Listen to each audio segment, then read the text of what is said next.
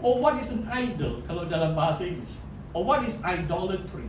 Apa itu penyembahan berhala? Jadi saya bacakan dari 1 Korintus 8 ayat 1.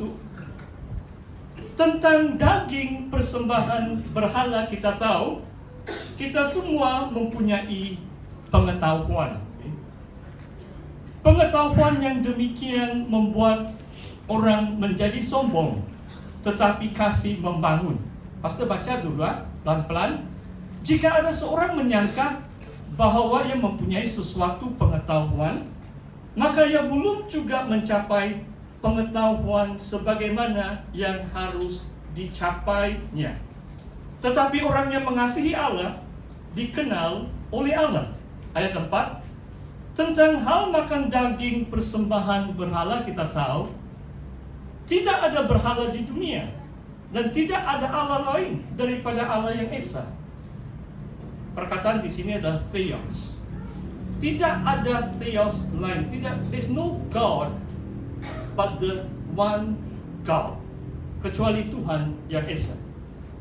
Sebab sesungguhnya apa yang disebut Allah, baik di surga maupun di bumi, dan memang benar ada banyak Allah, banyak Tuhan yang demikian. Sebab zaman purbakala, there are many gods and goddesses. Itu kepercayaan kuno lah dulu. Sampai sekarang pun mungkin ada seperti itu. Tetapi Paulus katakan Tuhan itu Esa, Tuhan satu saja. Namun bagi kita hanya satu Allah saja. Ayat yang ke-6, yaitu Bapa, yang daripadanya berasal segala sesuatu, dan untuk Dia kita hidup, atau kepada Dia. In the Greek is eis. The preposition is eis. Dari Dia berasal segala sesuatu, dan kepada Dia kita hidup. To Him we live. Dan satu Tuhan saja, Kyrios. Tadi Allah itu Bapa. Theos itu Pater, Bapa, Father. Tuhan di sini merujuk kepada Yesus, dalam bahasa aslinya adalah Kyrios, Tuhan. Kyrios, yaitu Yesus Kristus, yang olehnya segala sesuatu telah dijadikan, dan karena Dia kita hidup. Tadi dari Bapa segala sesuatu, from Him are all things, and unto Him or to Him we live. Dan sekarang tentang Yesus Kristus, olehnya, through Him, segala sesuatu telah dijadikan, and on account of Him or because of Him, kita hidup oleh Yesus Kristus. Tetapi bukan semua orang mempunyai pengetahuan itu. Ada orang yang karena masih terikat pada berhala-berhala, makan daging itu sebagai daging persembahan berhala. Dan oleh karena hati nurani mereka lemah, hati nurani mereka itu dinodai olehnya. Makanan tidak membawa kita lebih dekat kepada Allah atau kepada Tuhan, Theos. Kita tidak rugi apa-apa kalau tidak kita makan. Dan kita tidak untung apa-apa kalau kita makan. So food or eating is just neutral. Tidak untung, tidak rugi. Kalau orang Kristen kita mengucap syukurlah. Semua makanan dihalalkan oleh Kristus, melalui doa ucapan syukur kita boleh makan. Tidak rugi, tidak untung, sama ada mau makan atau tidak. Tetapi jagalah, ayat 9, supaya kebebasanmu ini jangan menjadi batu sandungan bagi mereka yang lemah, karena apabila orang melihat engkau mempunyai pengetahuan, sedang duduk makan di dalam kuil berhala, bukankah orang yang lemah hati nuraninya dikuatkan untuk makan daging persembahan berhala? Maksudnya ada saudara yang kononnya ada pengetahuan berhala itu bukan apa-apa. Jadi dia ikut itu upacara di kuil. Tetapi orang yang lemah itu dinodai. Maksudnya dia tersandung. Sebab dia tidak mempunyai pengetahuan seperti itu. Sehingga dia turut makan daging yang dipersembahkan kepada berhala. Dengan jalan demikian, ayat 11, orang yang lemah, yaitu saudaramu, yang untuknya Kristus telah mati, menjadi binasa karena pengetahuanmu. Jika engkau secara demikian berdosa terhadap saudara-saudaramu dan melukai hati nurani mereka yang lemah, engkau pada hakikatnya berdosa terhadap Kristus. Oh, sangat serius tau. Nanti Pastor uraikan, ini hanya introduksi saja. Haleluya. Karena itu apabila makanan menjadi batu sandungan bagi saudaraku, aku untuk selama-lamanya tidak akan mau makan daging lagi, supaya aku jangan menjadi batu sandungan bagi saudaraku. Saya rasa bab ini sampai ayat ini kan, ayat 13 saja. Saudara, nanti bab 10 juga soal penyembahan berhala. Kadang-kadang penulisan orang Yahudi, Rasul Paulus yang menulis surat ini, dia orang Yahudi, dia suka pakai itu sandwich structure. Pastor pernah sebut itu. Bab 8 soal daging dipersembahkan kepada berhala, boleh makan atau tidak. Nanti Pastor akan coba jawab soal itu menurut ajaran Paulus. Bab 10 ada penambahannya, tapi masih lagi tema yang sama. Di tengah-tengah itu adalah soal sarah hidup seorang hamba Tuhan penuh masa. Itu yang pasti akan kupas, uraikan minggu hadapan. Itu sangat menarik. Itu 27 ayat, 2 kali ganda bab ini. Jadi mungkin khotbah pastor minggu depan panjang sedikit, ada perjamuan kudus sedikit. Jadi kamu buat persiapan lah, baca selesai itu bab 9 dalam 1 Korintus. Saudara, ini sandwich structure ini sangat menarik. Saya beri satu contoh lagi. Dalam Korintus, bab 12 tentang karunia. Kita diberi Tuhan karunia-karunia. Pelaksanaan karunia bab 14. Di tengah-tengah itu bab tentang kasih. The chapter on love.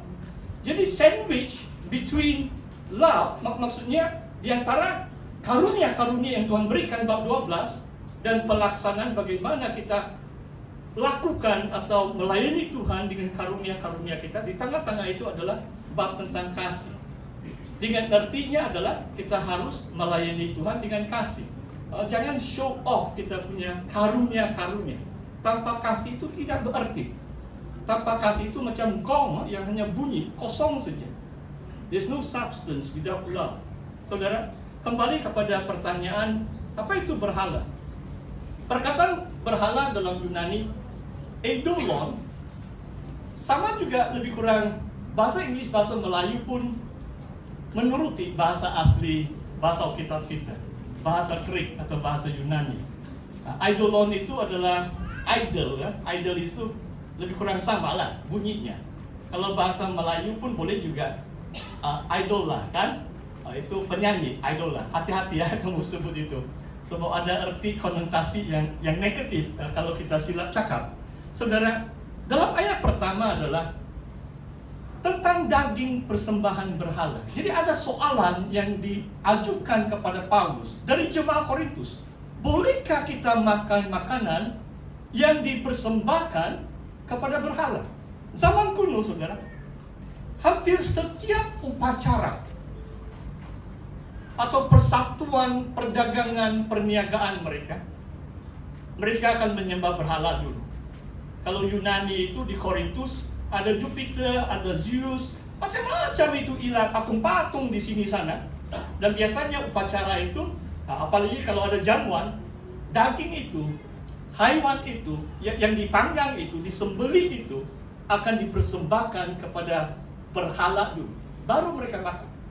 Jadi soalannya adalah, adakah kita boleh makan makanan yang dipersembahkan kepada berhala? Dalam konteks masa kini, saya Chinese, jadi amalan sebahagian orang Chinese, ada lagi itu altar, mereka taruh lagi itu ayam, dipersembahkan kepada nenek moyang. Ada hari-hari tertentu, kasih bersih itu kuburan, taruh lagi daging-daging sana, baca-baca, nanti makan juga di sana. Waktu saya kecil, saya suka betul itu saunyo, sedap-sedap. Sebab saya belum tahu waktu itu kan. Sekarang saya tidak mau. Baru saya tahu itu dipersembahkan kepada berhala. Tuhan lindungi saya lah, haleluya. Saya masih kecil, ikut si orang tua. Saudara, Di sini ada orang mengatakan, tidak apa itu, boleh saja makan. Itulah disebut di sini, kita mempunyai pengetahuan. Jadi logik, rasional, reasoning orang yang kononnya ada pengetahuan mengatakan patung itu kosong saja. Biarlah persembahkan tersebut, baca saja, tiada apa-apa, kata mereka. Jadi Paulus di sini mengatakan pengetahuan sedemikian membuat orang sombong, tetapi kasih itu membangun. Kalau konteks sekarang itu kadang-kadang saya kena cakap PhD ini adalah permanent head damage. Jangan ada doktor semakin sombong. Oh ya, ditambah apa? Kalau pastor temberang itu kamu tegur lah itu. Sebab pengetahuan itu buat orang jadi sombong, tetapi kasih membangun. Dan saya tahu saudara, pelayanan saya sebagai pastor ini diri kasih. Ada seorang teman saya, dia masih anggota di situ. Dia bukan ingat khotbah saya yang berapi-api. Bahkan bila saya tinggalkan gereja di Kaspi itu lebih 20 tahun yang lalu, ada seorang pemimpin ini, wanita lah, seorang ibu. Dia setia itu, sampai sekarang dia melayani. Dia bilang, pastor, selama 5 tahun KKR saja diri Kaspi bilang. Sebab dia rasa semua khotbah macam KKR. 5 tahun 3 bulan. Tetapi saudara ini, dia pernah eksiden keretanya. Waktu itu saya ada kenari kancil, jadi saya kasih pinjam itu kancil itu. Dan dia ingat perbuatan saya yang baik sampai hari ini. Bukan dia ingat khotbah saya, lupa sudah itu. Maksudnya pengetahuan itu bukan ada apa-apa yang terlalu hebat, saudara. Tetapi kasih itu membangun. Perbuatan kebajikan, titisan air mata kita mengasihi saudara kita. Orang akan ingat itu, saudara. Pengetahuan buat orang jadi sombong, tetapi kasih membangun, saudara. Jadi di sini ayat 2 sama juga itu. Jadi Paulus menegur lah, kalau kamu pikir kamu ada pengetahuan, maka belum lagi mencapai pengetahuan sebagaimana yang harus dicapainya. Saya pun sangat mengakui ini, saudara. Banyak saya belajar, semakin saya banyak belajar, macam semakin kurang saya tahu, ataupun semakin saya rasa pengetahuan saya tidak sampai kemana-mana. So firman Tuhan itu sangat luas. Bagaimana saya sediakan khotbah berminggu-minggu untuk satu khotbah, sebab saya suka baca bahasa Yunani. Bukan saya pakar sangat, jadi saya pakai kamus. Kadang-kadang satu perkataan saya ambil 2 jam, sebab saya bukan pakar sangat untuk bahasa Yunani kan. Jadi saya baca beberapa kamus. Saya selidik Septuaginta, Perjanjian Lama, supaya saya memahami bagaimana penulis Alkitab itu menggunakan perkataan seperti itu. Saya baca sejarah, budaya, politik, keagamaan abad yang pertama. Saudara, semakin saya belajar, semakin saya rasa saya tidak cukup pengetahuan yang sebagaimana harus dicapainya, kata firman Tuhan. Dan Paulus mengatakan, tetapi kembali kepada kasih. Orang yang mengasihi Tuhan, ia dikenal oleh Allah. Orang yang mengasihi Tuhan itu dikenal oleh Allah. Apa maksudnya, saudara? Ada satu ayat firman Tuhan